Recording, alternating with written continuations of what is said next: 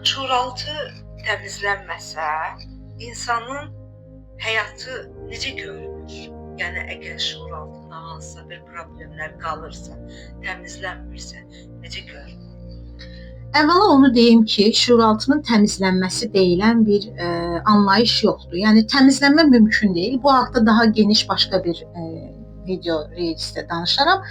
Amma şuuraltını dəyişdirmək mümkündür. Təbii ki, şuuraltı dəyişməsə, o zaman insan həyatındakı hadisələr təkrar döngü halında davam edir. Bu nə ilə bağlıdır? Bu onunla bağlıdır ki, insan şuuraltında olan yatmış-keçmiş proqramları bilmir və bunun nəticəsində onun həyatına düşən fərqli insanlar da ola bilər, fərqli hadisələr də ola bilər. Amma hadisələr fərqli olsa da o emosiyaları, o duyğuları, o hissləri yenə eyni şəkildə yaşayır. Və bunun döngüsündən çıxmaq üçün nə etmək lazımdır? Təbii ki, şuuraltını dəyişdirmək lazımdır.